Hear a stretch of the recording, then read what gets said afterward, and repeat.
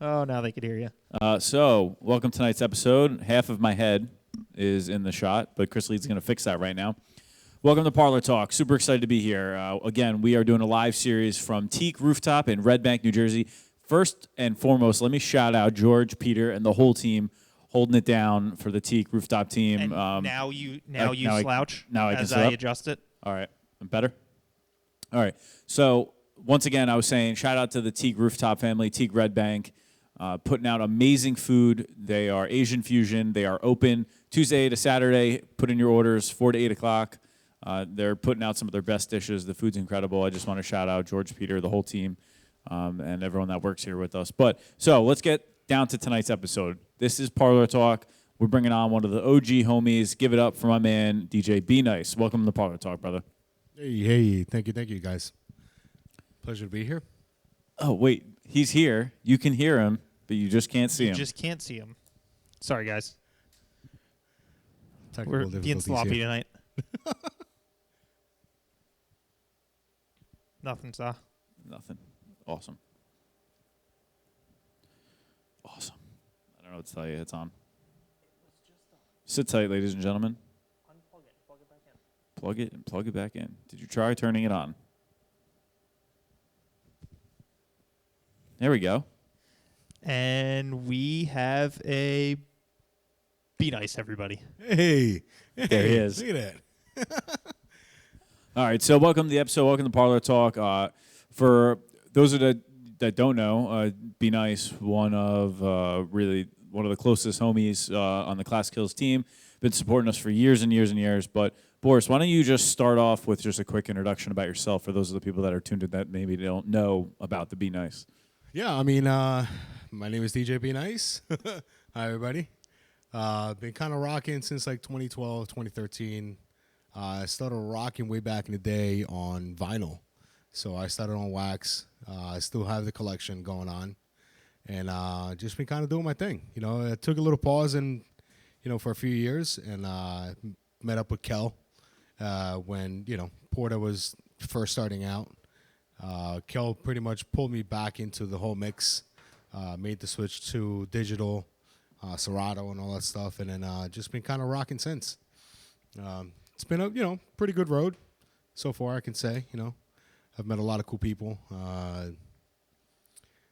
Yeah, I mean it's been a uphill trend. It's been fairly good, pretty successful, I think. It's been fun, man. Lots and lots of fun.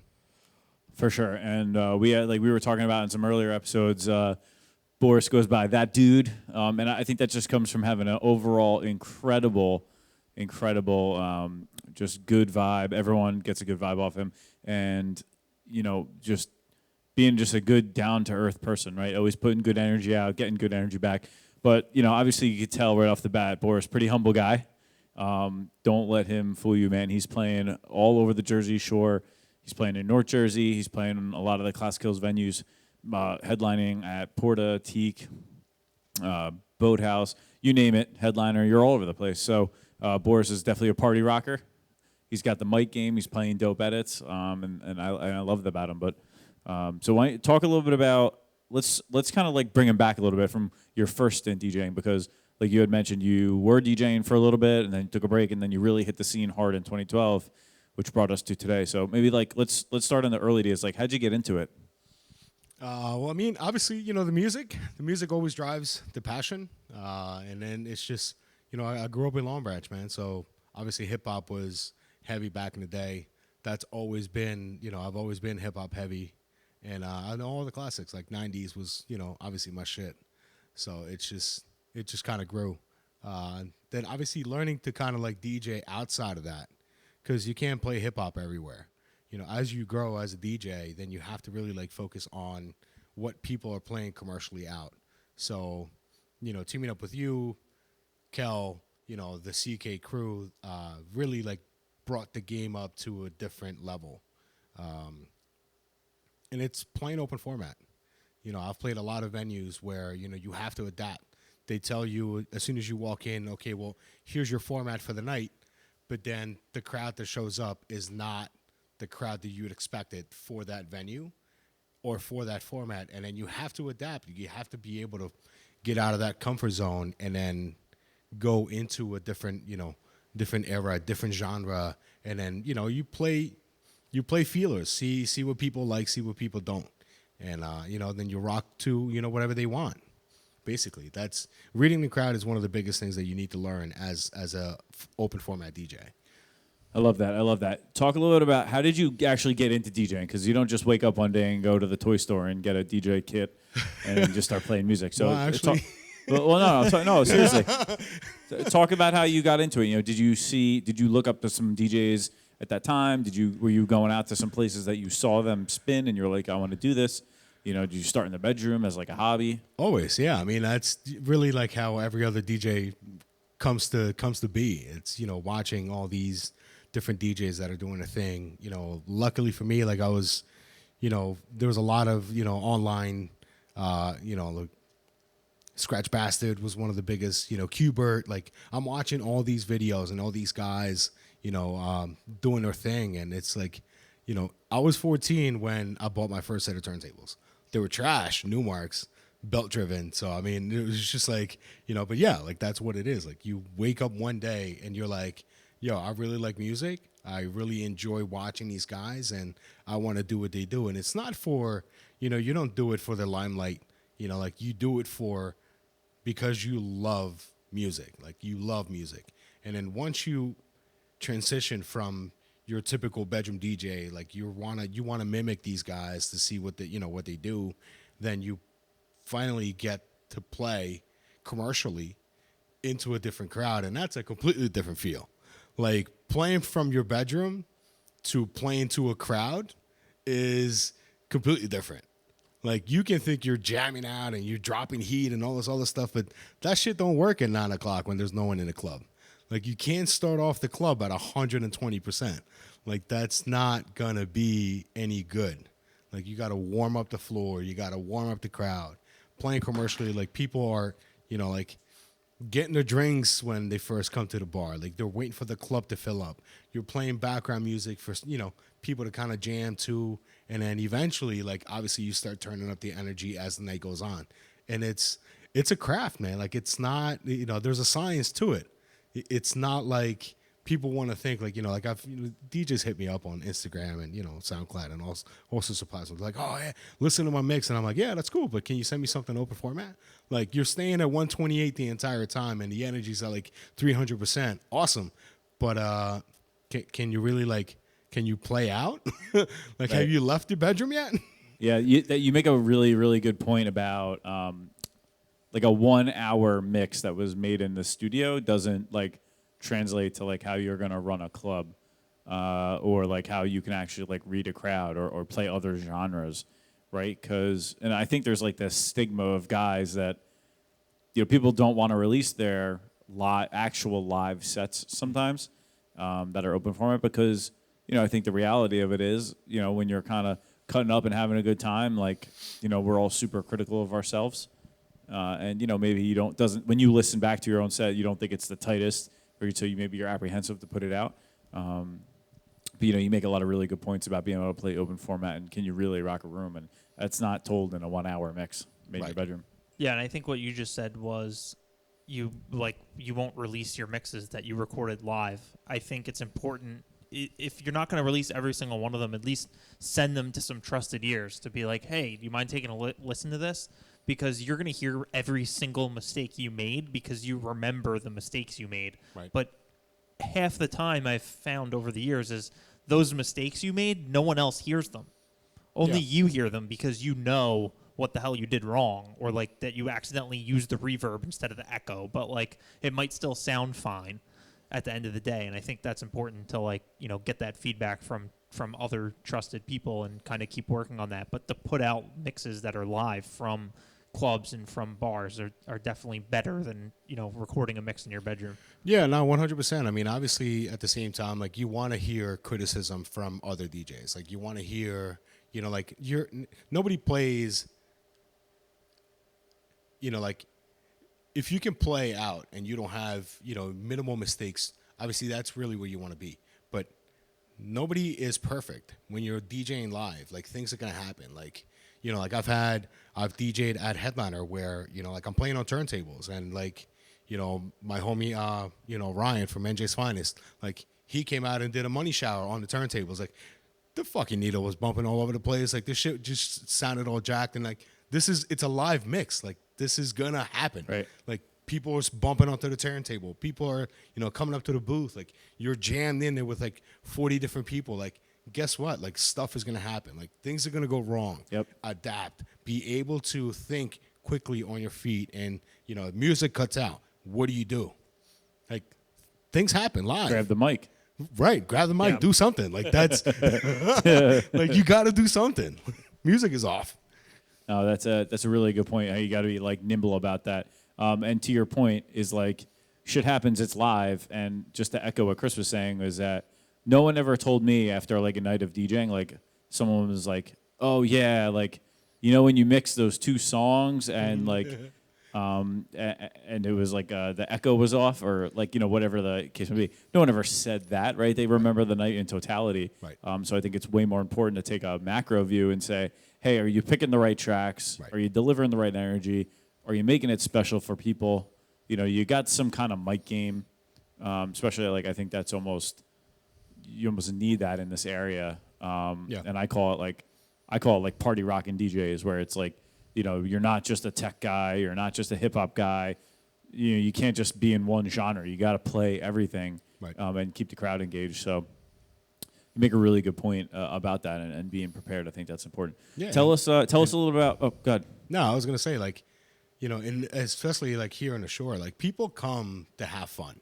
Like people come to have energy, dance, drink, have a good time with their friends. Like the energy is just a plus on the tracks. Like, yeah, I mean, obviously transitions obviously are key, and you know the way you position the songs throughout the night is also key. But you got to remember, like at some point, like you need to bring the energy level up. Like you can't stay flat the whole time. You can't stay at 100 the whole time.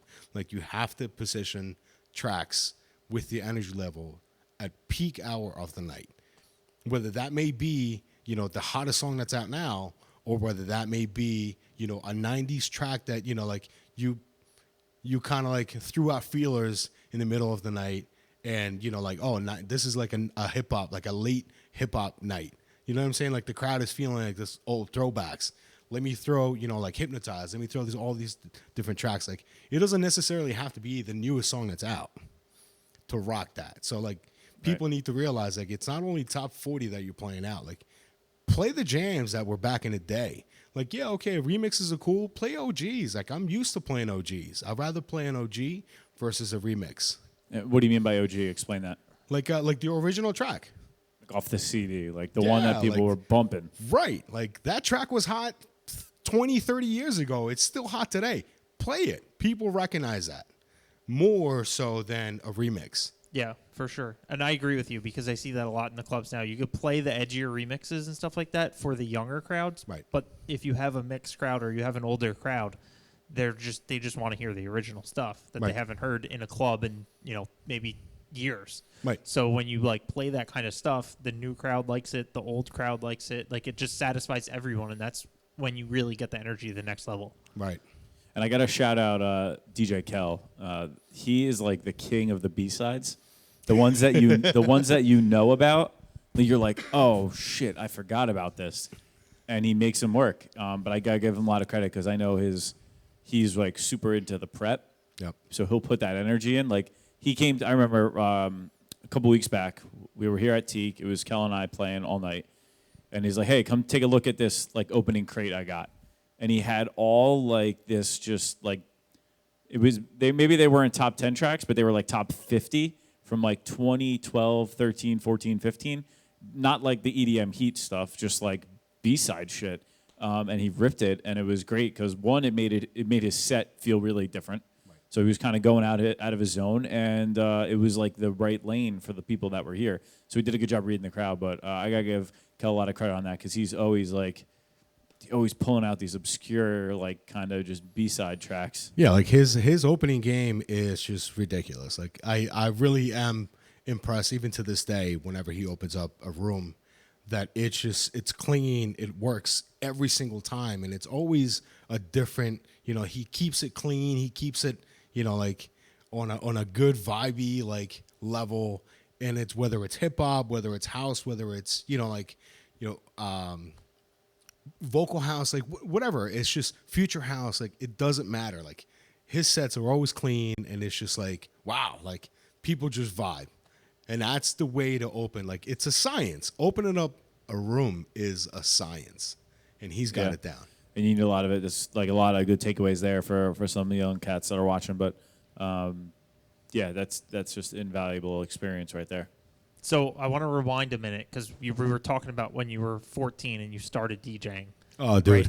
So we didn't talk about how you transitioned from being a bedroom DJ to actually being a DJ out. Yeah, you see me trying to bypass like the whole. Yeah. Talk about it, man. We're going back. We're going back. I think those roots are important, man. Like, talk about your first gig, and who is the first guy that brought you to a record shop and said, "Hey, this is what you need to look for," and So I mean, nobody really brought me to a record shop, right? So I just took it on my own. I just started collecting vinyl. Obviously, shopping online was obviously the first. Getting records dropped right to your house, and then like venturing off. Like once you start building that collection, and you start really getting that collection up, and you're like, oh, I could really use this. Oh, I could see this. And then you start looking at like local shops. Are there any local shops anywhere where you can go collect vinyl? There was a shop here in Red Bank. There was one in Freehold. And then it's like once you like scour those crates, you go outside of that realm. I've been to the city. I've been to Brooklyn to go buy records. And it's just like it gets a little crazy. It gets expensive too, very expensive. Because when you first start off, like I just want to say this: when you first start off and you start collecting vinyl, you buy 2 of everything, so you can start doing tricks. Yeah. You don't do that anymore. Like you download the MP3 and you can load it on both sides. Right. Yeah, I don't buy the MP3 twice. It's right. crazy. Serato allows you to, drop the track and, on both channels, and it's just like you're ready to go. Yeah. You can't do that on wax. Like you need 2 records. No, I agree. And I think there's a cost associated with it. But if I were to like say, hey, today I'm not DJing, tomorrow I want to DJ. If I went through like a list of like shit that you would just need to get by, it's definitely not cheap to be a DJ right now. By any not at all. Any means, right? Because talk about like all those like monthly subscriptions, and now you got to pay for Serato and 2 or 3 record pools, and you're buying some stuff off iTunes, and now you need a hard drive to back up your $3,000 MacBook, right? And just go down the list. It's definitely not cheap with technology today, but it's cheaper. It's cheaper than $6 vinyls, right? Right. How much? That's a single. Single. Yeah. Now you're buying 2. 15? Right. You're buying 2 per. Right. And then you're buying like albums at 20, 30 a pop. But you were playing less. You were playing less music. Yeah, you're playing a lot whole tracks, right? Yeah. Yeah. Back in the day, you're playing 3-minute tracks. So, and then like at the outro of the song, like I don't know if you ever really pay attention to like OG songs, the outro of the hip hop songs, that's where you blend in your new song that's coming in. I mean, obviously, hip hop DJs will know, like, you cut a lot of the stuff out and then you just, cut the other track in. Fine, that works, but, like, that doesn't work for every song. No, that's a good point, and that's like a big style difference now is like sometimes I can't believe when you, like, I'm fortunate enough, and a lot of people are fortunate enough to play open to close sets like you. Yep. Where music on at 10 ends at 1:50, and you played 4 hours, and you go back and you see you burn through 150, 200, 220 tracks in 4 hours, which is like almost kind of crazy to think about doing that, even just a few years ago. Yeah, I mean, it's like it's weird how just the whole industry and like even like attention spans. Like back in the day, you had attention spans that were a lot longer than what it is today. Whether it's new generations coming in or like just the progression of the music alone, it's just how it is now. You're playing 30 45 seconds of a track, then you're out. Like some of these guys in like in North Jersey, they have a different style. You're playing 15 20 seconds on the track and then you're out, or you just like you're quickly moving through music, and it's just like wow, like real fast. Yeah, like it's unheard of. Like I dabble into like that method of playing, but it's completely different. down here, like attention span might work. I mean, for the newer generation, obviously, it's just like quickly, but then you can't get them in a rhythm of the track Right. that you want to play. So you were on vinyl for a little bit, and then did you ever make the jump to CDs I tried, for a little bit? yeah, and then it wasn't working out for Right. CDs. So I stuck to vinyl, and then eventually just transitioned to Serato. Right. Do you remember your first gig? I do. Talk about it. I mean, thankfully the bar is no longer there. Yeah, we don't have to drop names, man. I won't tell you why. My first gig, really like DJing out, was at this bar in Asbury Park, and real hood spot, like hood spot. Okay. And it was dope, man, because I'm in my zone. Like I'm playing hip hop. I'm playing to an older crowd, so like I know that they're gonna vibe to like Right. the '90s hip hop. So it's like, but I'm playing like OG tracks, and I'm playing like stuff that you heard on the radio back then, and it was popping. So like the vibe was always cool, but it was hood. It was always issues every day. So it's like eventually they just got to a point where I'm like, this is not even worth it. It was where was it? It was on Lakeside Drive, right? It was no, right on Main. It was Main and 6th. Crazy. It was the Cameo bar, and it was right around the corner from Georgie's. Got Which, it. we know Georgie's is still standing there, but Yeah, they yeah. never have any issues. What there. year is this? This is this is back in the day.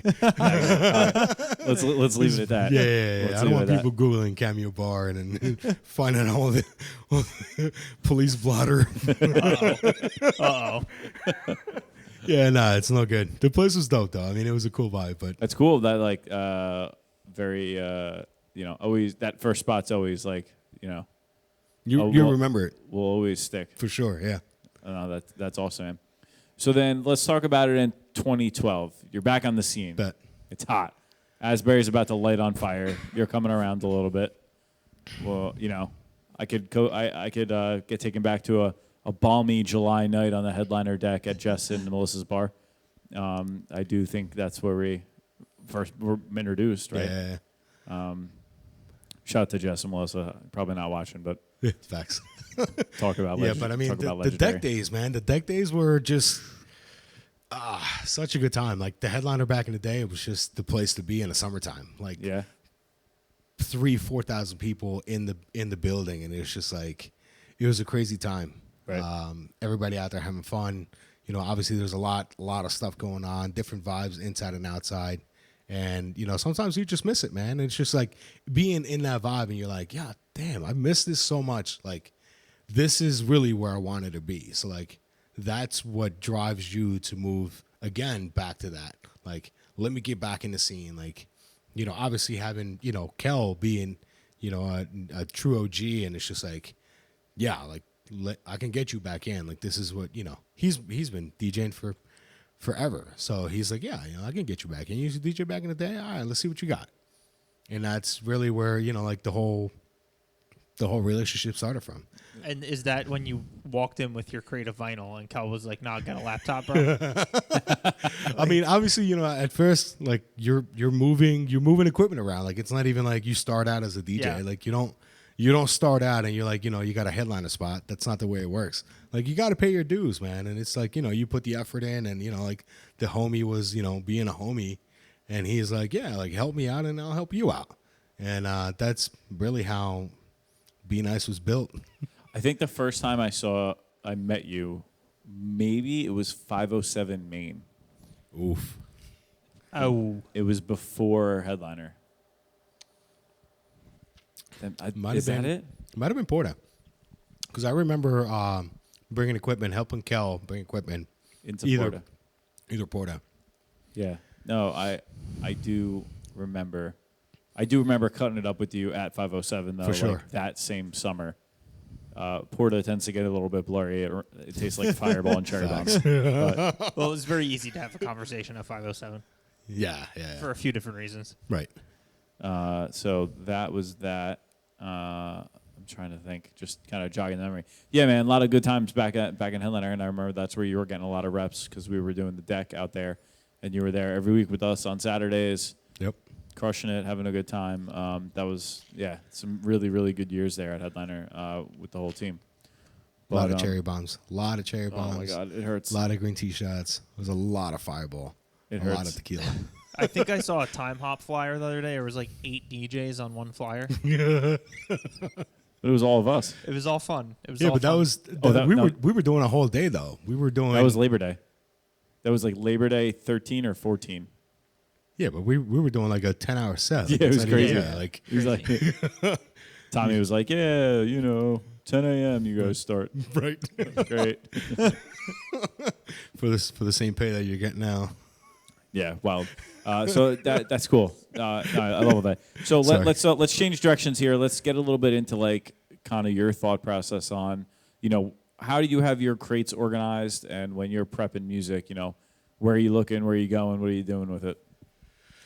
Oh man, my crates are mainly organized by genre and venues. There's a lot of venues that I have on there, just because like each venue kind of calls for like a different selection, and then I have like a separate section of like by year. So I have like a lot of years on there.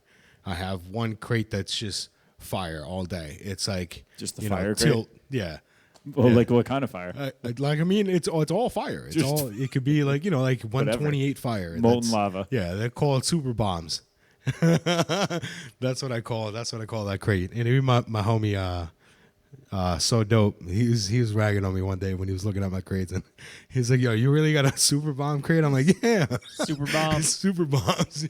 I'm like, "Yo, anything I pick out of this thing is gonna blow. Like that's what it is." But that's the stuff you're saving for. Yeah, when I mean, it's packed. right. Like you don't play that, obviously, whenever, but you got to pick and choose whenever you have like these tracks coming out. But even in that folder, like you got to pick the right track. It's all heat that I think it's heat that it will bang. It's worked in the past, but you got to be selective with what you pull out of there. Yeah, for sure. And I think over time you learn like, oh, these go better at these venues. These don't Right. work at these venues or Right. this crowd, and you just clean up that. You got to constantly like do all that maintenance on those crates. Oh yeah, for sure. Like obviously throughout this whole time, I've been doing a lot of cleaning up through the music that has been created before. That's you're spending the time on really like reorganizing the crates. I'm not real good about like labeling by year, like genres. It's just like I pick and choose. Like obviously I use the same crating system that I have now, and just take add stuff, take stuff out. It doesn't work, and it's just kind of clean up whatever's in there. I found a lot of new stuff that I'm like, damn, I have that. Okay, that's dope. That'll work. Yeah, it's a good point.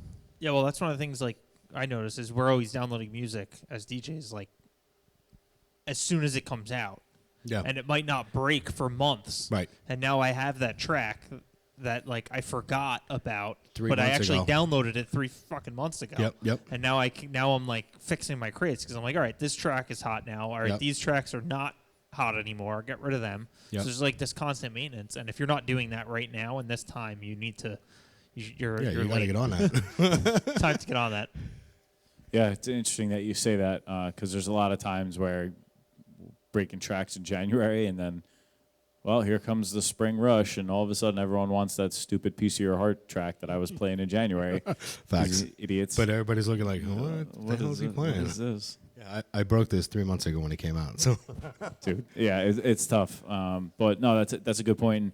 I'll talk a little about the way I manage my crates. I do year and I do like sets.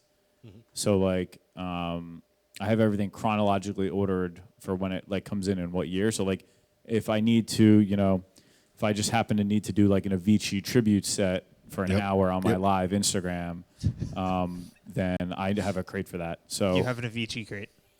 well, I could just dive right into 2012, 2013. Oh, okay. super hot. So, it's good to be prepared for those type of situations, but also, like, I think it's important to like have just like you said, those broad-based crates. Like, sometimes I'll have a really good set at like a Porta or a Teak or wherever, and I'll just say, hey, I really like everything I played that night, and I'll throw it into a crate. Yep, same. And then you can just go back and revisit that. But it's good. Like a lot of people, I don't think take advantage of the tagging system in Serato. So like all the way to the left, if you hold that little box, you can change the colors. Yep. So I do that a lot to help with just broad-based genres, right? Like if it's like a heater, like a Dutch heater, you know, or like something with like just like a nasty drop, you got to like label that a certain way. Because there's like, I know, and all of us do this, is like you're looking for a track, and you bang, you slam it on there, and you mix it in, and then all of a sudden the build comes, you're like, oh, that's not that edit I wanted. And it goes into like some crazy dubstep drop, or like it's like something crazy, and I think we've all been there. Yeah, 100%. And it's cocktail hour at a wedding, and you're like, oh boy, Oh, just unplug boy. the speaker. Yeah. So I think it's important to be organized from that perspective. That and like your labeling and shit. Yeah. Like I've seen some other guys' laptops, and it gives me straight up anxiety. I have to walk away. Your labeling system should work for you. Whatever works for you. Whatever That's what I works tell for you. everyone. Okay, So- but let me tell you what doesn't work for anyone is missing files and Facts. duplicates and things that are not labeled correctly. Right. That to me, there's just like super sloppy. But but usually people's libraries that have that, like when you look behind the curtain and you see that, and I'm gonna look into the camera because I'm shouting out everyone, every DJ that's watching. Well, I can tell when your shit's not organized. Like your sets are just not as good as they could be, and I think everyone should take a step back and say like, hey, maybe my stuff is not that organized. Yeah, man, that prep time, man. Like you gotta prep. It shows in the performance. Yeah, 100%. It shows in the performance for sure. So I think it's important that people, definitely make an effort to take this time right now to clean up their stuff.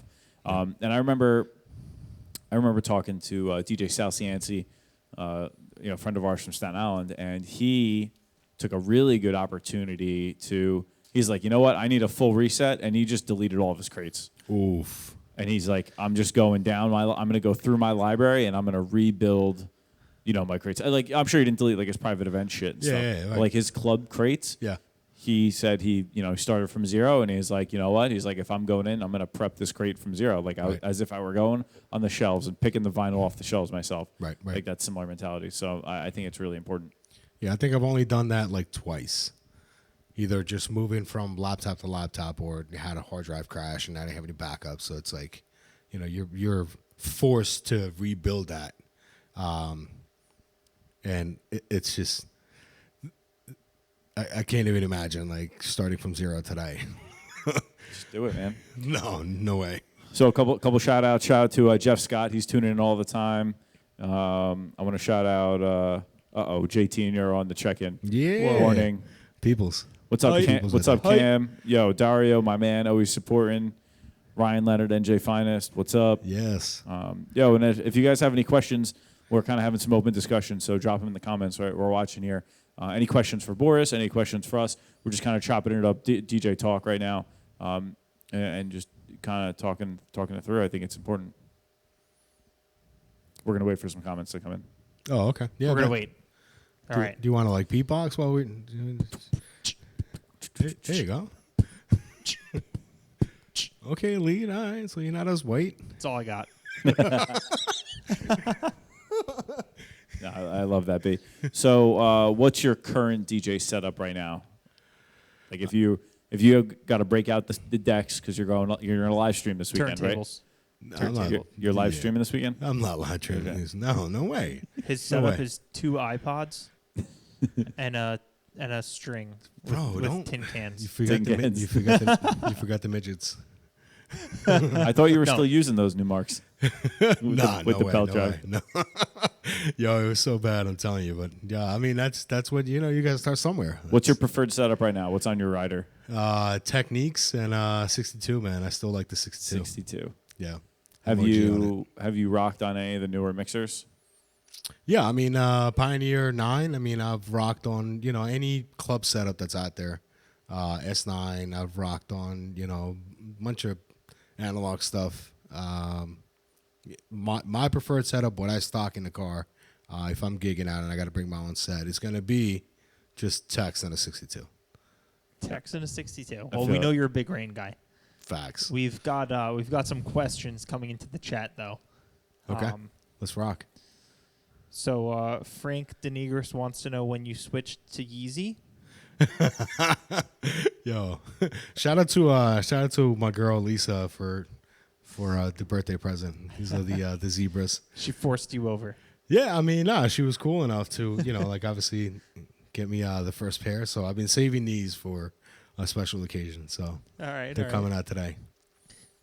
Daria wants to know what genre of music you're most passionate about and why. It's always hip hop, man. It's always hip hop. I grew up with, the hip hop scene, Like old school hip hop, like throwbacks. Yeah. That's not my jam. Little Pump. Nah. Like Little I Kim don't- before she had the surgery. Oh yeah, for sure. Yeah. Before all the Botox and all that crap that she's got on her face now. Like, yeah, I'm rocking, like ODB. I'm rocking like Mobb Deep. I'm rocking like G Unit. Like I'm rocking the Game. Like, bro, like, Game. yeah, I've seen I can it. throw out some I've seen it. jams. Yeah, I've I can seen throw it. out some jams. I love that. And yeah, I would say Boris, I've seen him personally, and I've experienced it going that second layer deep. Like when you say 90s hip hop, any guy that's actually playing, like any guy that's like somewhat half a legit DJ can rattle. Like, he'll give you 10. He'll give you the 10. Right. Right. Right. But when you top, start top going 40 10, like radio play 10. Right. But when you start going into that album stuff, Yeah. that's where it's at. And I've seen Boris go that deep, man. Tupac or Biggie? Biggie all day, dude. I'm Biggie East all Coast, day. man. Come on. All right. All right, Biggie track, go. It was a question. Biggie track. Biggie track, go. I mean, Ready to Die, Unbelievable, Respect. Yeah, obviously you got Big Papa and you have, like all the other tracks that people know, Hypnotize, but you got to go with like 10 crack commandments. I mean, yeah, like, It's a vibe. yeah, I'm with it.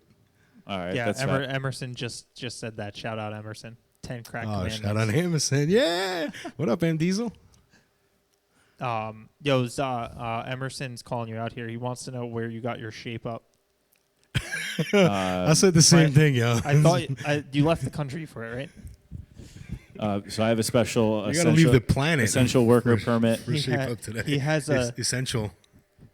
He no. donated his hair. No, Lauren cut my hair today, so shout Yeah. out to Lauren. Yeah, we got in-house barber. 30 days of quarantine. You Barbette. you learned some You skills. developed some new skills. So I took a master class on how to fade my hair, and it went really well, guys. Great investment. $199. Sign up today. I'm just YouTubing, bro. Like Floby, straight 90s. Oh yes, please get me a Floby. I've seen it, yo. I've seen it. Floby. Yo, Floby is lit. If I had enough hair, I'd do Floby right now. Yes. Jeez, man. All right, so you're going out for a night of boozing. You're having a good time. Okay, I'm off. You're off. You walk up to the bar. Right. You order a shot of what? A shot. It's going to be Jameson all day. Straight. Straight. All right, now you got to buy your girl a drink. What you getting? Tito's Club. Tito's Club? Or Corona, yeah. I mean, Or Corona. Yeah, How about Shorty's- yourself? Tito's Club. Or Corona? No. No Ronitos. Tito's Club, and it's going to be a shot of JMO to get it rocking. It's fair enough. I used to be You Jack drink- and you drink- Cokes back in the day. Jack and Coke. Oh, that shit's wild. Wild.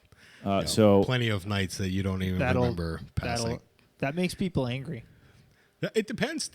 Like, It depends. Yeah. Like for me, like I don't really get.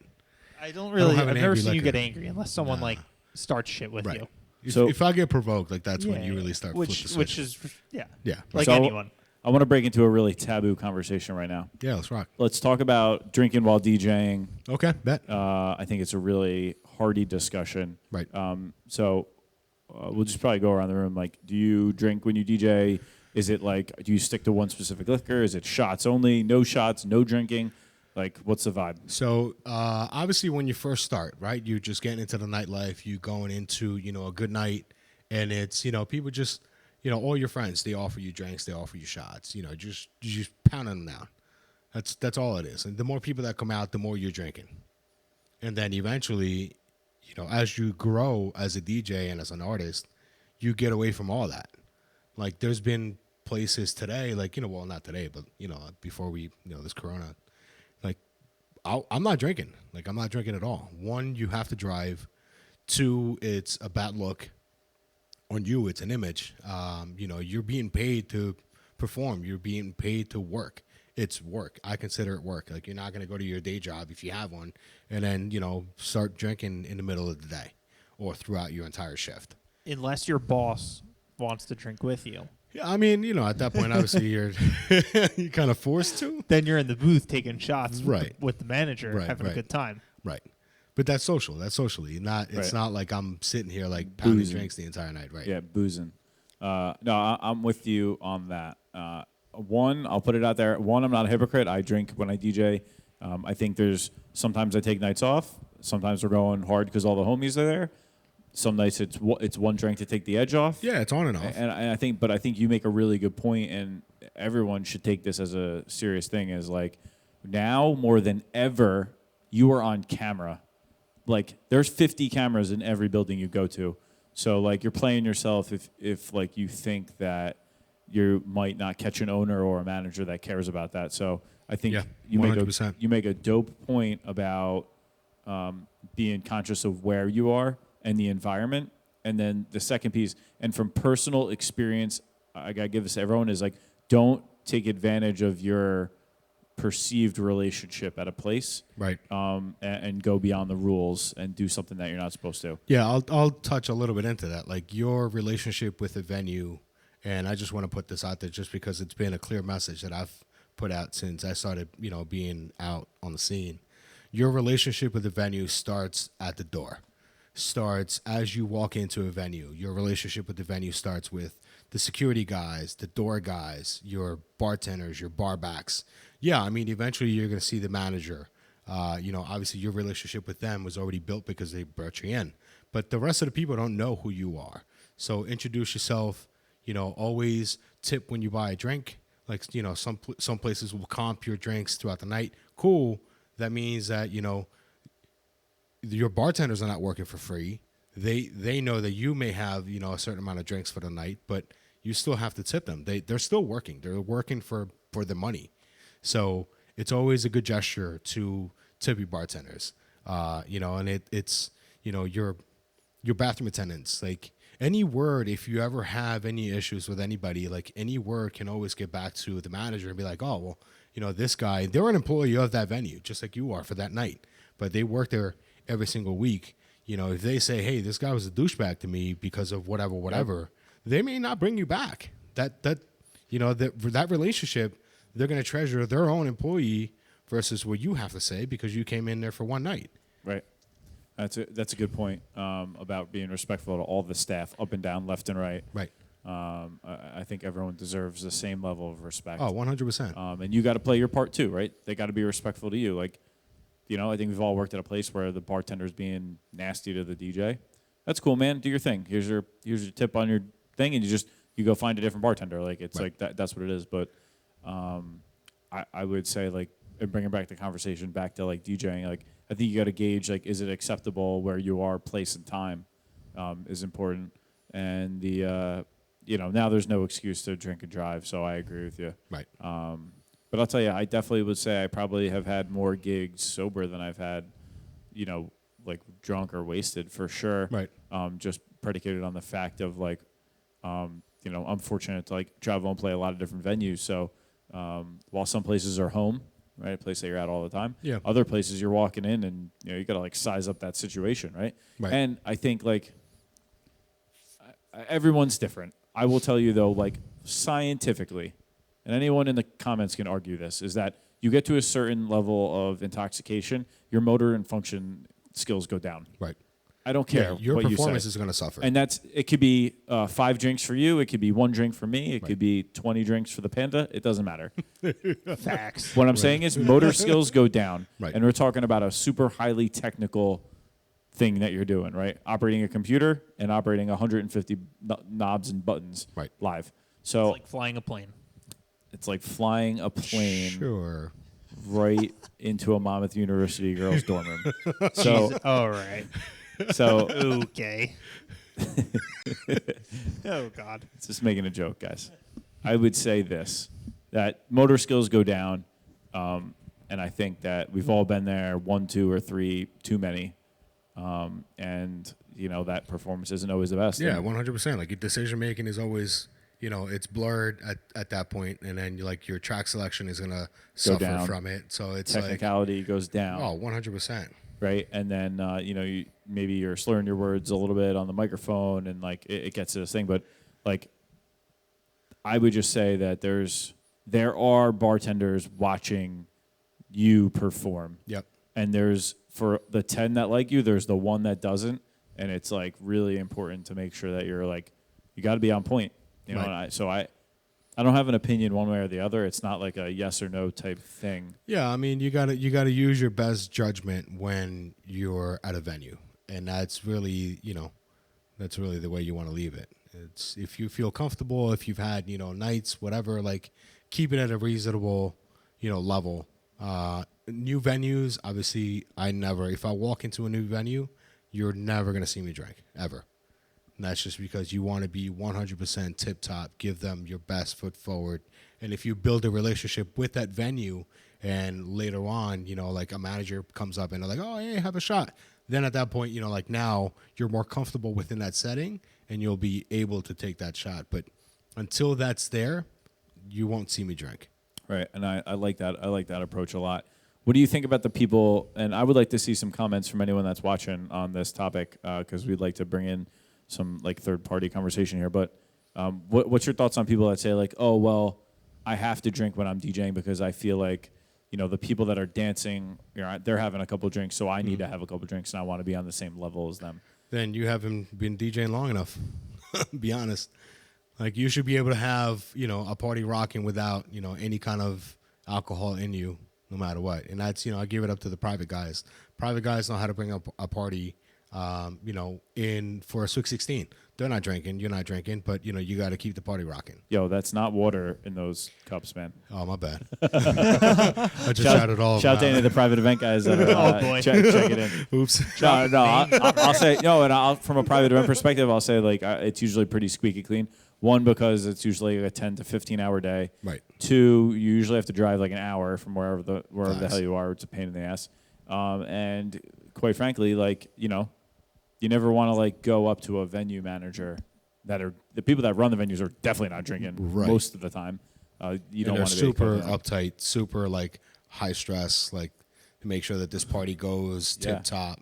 If they smell alcohol on you, it's a wrap. Like but it's like the same thing with the clubs, man. Like, and I've been these places, and you guys have been there too. Is you wrap up a night, and we had the time of our lives, and we've had a couple drinks, and we're feeling great. But everyone, the people that are working on the floor, like there were fights, and someone went to an ambulance, and the cops are out front, and they had a problem with the POS system wasn't ringing, and now all the people that are actually working are in a pissed off mood, right? And that just doesn't like mesh well. Yeah, true. That's true. Very true. Like you're having a good time, and you're recapping your night, and they just had their shittiest night ever. So learn to make sure to keep your ear open and check the vibe at the end of the night. See, I always try to get some feelers, obviously, from, the people that work there. And you're like, oh, how was it? Sometimes they just offer it. They'll just tell you, like, oh, you had a dope set, whatever, like, really like the energy. I try to, obviously, like, always keep my eyes on the crowd anyway throughout the night. So if something pops off, like, automatically that you need to switch off that vibe and go to something else. Like, that's just, reading the room and then just making sure that, that room will always follow you along and you never take it to, where it's going to explode, basically, or implode on you. Right. Yeah, no, I like that. I like that a lot. So talk to me. Do you take requests when you're DJing? I like to listen to requests. I'll give you an ear for a quick second, and it depends. If it fits, what I'm playing at that time, I'll cater. Half the time, it's something awful and that doesn't even go with what you're trying to play at the time. Like I've opened rooms and I'm playing Future House, and they're like, oh, play Pop Smoke. It's like 9:30, 10 o'clock. Like, no, I'm not playing Pop Smoke, so go fuck off. So it's just, you got to take it. But at the same time, if you in a room that you don't know and you're kind of, playing feelers out there, you want to get to know what the crowd wants to hear, because you want to keep them entertained. Yeah, that's a good point. And I always listen to the requests because sometimes they're barking for a song that, maybe I have and I'm not playing yet. Maybe it's something that's breaking or coming out that's new. Right. So I think it's always important to listen. And you don't want to be the jerk DJ that like doesn't take requests. You know what I mean? I mean, you and again, you know, like I love Listen obviously- to them. Doesn't mean you have to play it. Right, exactly, and that's really all it is. Like they just want to be heard. Like don't like.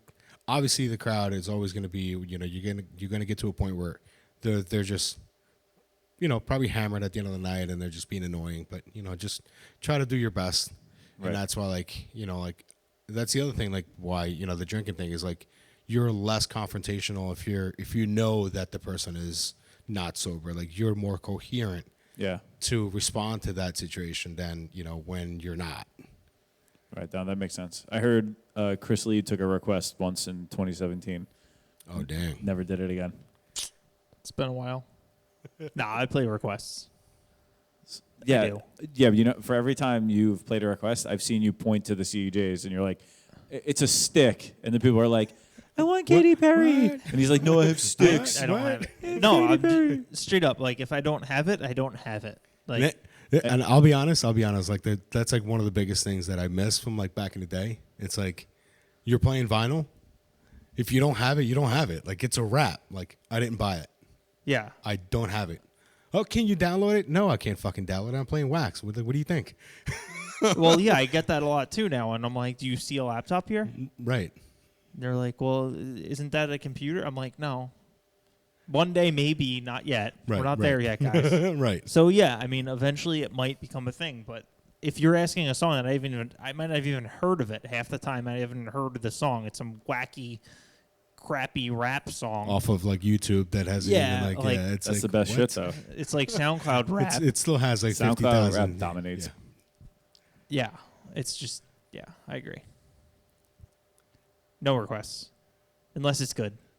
Yeah, I mean, if it's good, I'll So play it is yes requests if it's good. If it's good, So I'll play no- it. no But red you got to flags. listen to them. You gotta hear the song, and if you can fit it in, fit it in. Listen, Yeah, like if I have it and it goes, Right. like I'm dropping it. If I'm in Right, the middle right. of a house set and someone's like, "Can you play Levels by Avicii?" Yeah, no fucking problem. Yes. That's a logical time to ask. right, But to come up and ask to play, can you play like Biggie right now, or You're like, okay, I maybe could for not the 100. right time though. right. I could for 100. I'm like in like 20 minutes. They're like, play it now. I'm leaving. Those are my favorite. Bye. Horrible. Yeah, the level of entitlement is absolutely through the roof, and I have come to not tolerate it one bit because that shit's just disrespectful. Get that Yeah. phone out of my effing face. I started grabbing phones and I started calling random people. Like I'll look for mom and I'll call mom. Yo, I'm telling you, if I Mom. grab your phone, 1 your mom's 1 a.m. gonna get called. Yo, ma, Yo, Ma, I'm come telling pick you. me up because I am reckless right now. I'm telling you, if I grab your phone, is a problem. that's it. That's funny, man. So we appreciate you coming on the Parlor Talk. Thank you so much. Thanks, DJ Be Nice, Thanks for having me. Appreciate hailing from Monmouth County, New Jersey. it. Hey. Hey, Hey. that dude. That's it, man. Just looking forward to, obviously getting back out there and, getting the connections back again. Because, man, That's it. I miss the network, man. Like a lot of DJs are, doing their thing now. And it's just like, I try to tap into the live streams as much as I can whenever I have time. And I enjoy people's set. I enjoy, I look for different skills and different styles that people are playing. So it's just, I'm interested to see, everybody live whenever I can. So. Yeah, no, I'm excited to get back to the giving out that musical energy and getting back to people's energy. Yeah, for sure. I miss that a lot, and I want to do shout out all the people that are live streaming. I think Yeah. if that's a vibe for you, that's cool. I would say this this is just my opinion. Instagram is not designed for 1 hour live stream sets. Nah. It's It's all the copyright stuff that's tripping. Yeah, but you can't do anything else.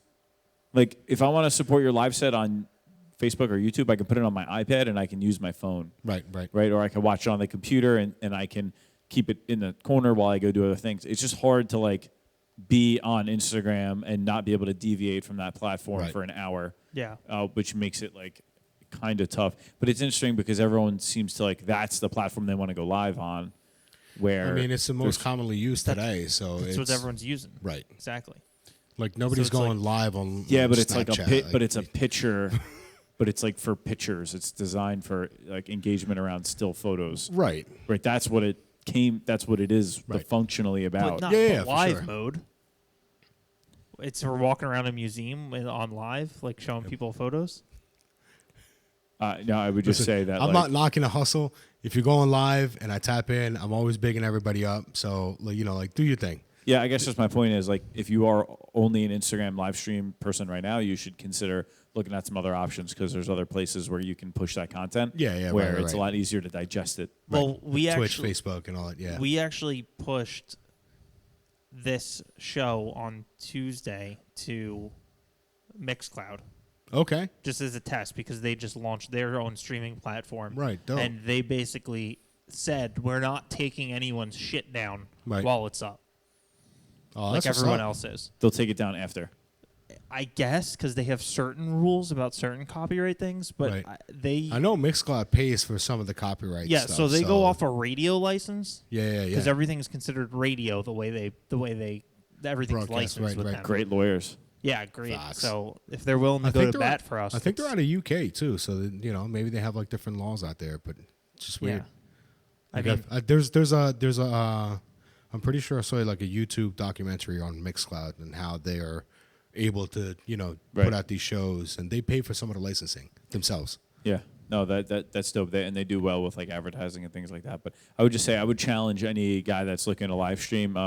You know, the guys that you see doing it, right? They probably weren't doing it a couple weeks ago, and they're just trying to figure it out. So, you Yeah. know, from a DJ community perspective, I would say don't be afraid to reach out to anyone, even if you have questions about how we do Parlor Talk and all that type of stuff.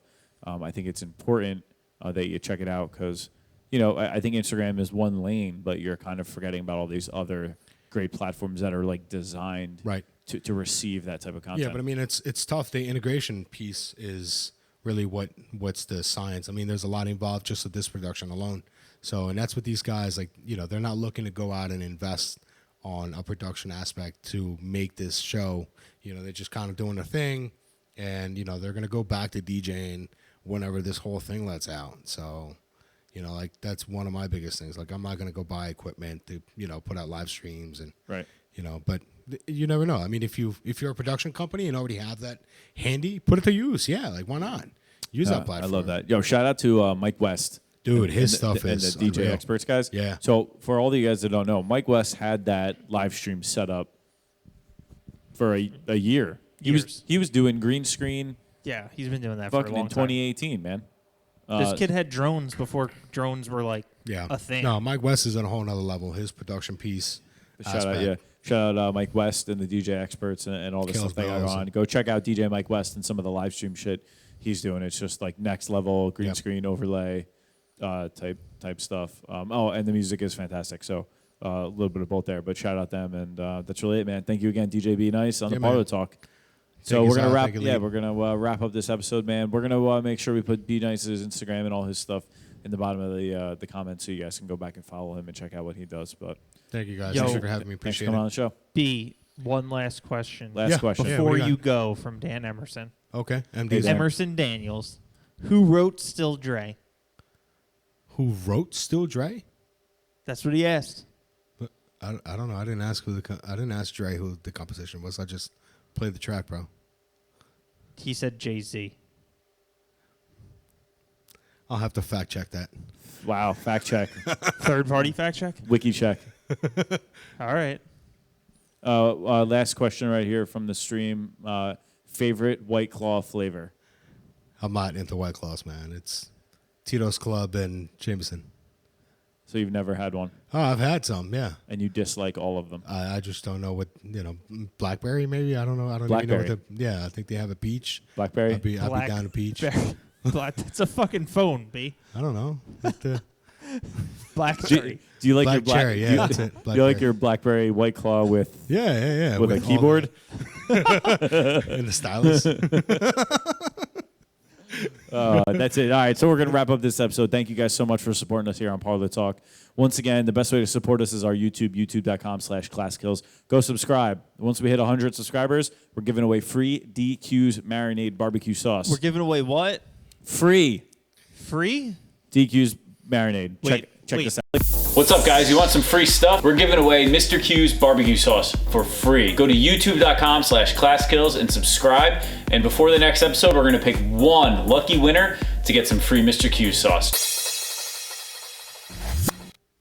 Oh, wow. Party Panda. Do that. Do exactly what Brian just said on that video. Because we're giving that shit away for free. I got like a box of it at my house. Yeah. Nice. And I'm going to eat it all if I don't get rid of it.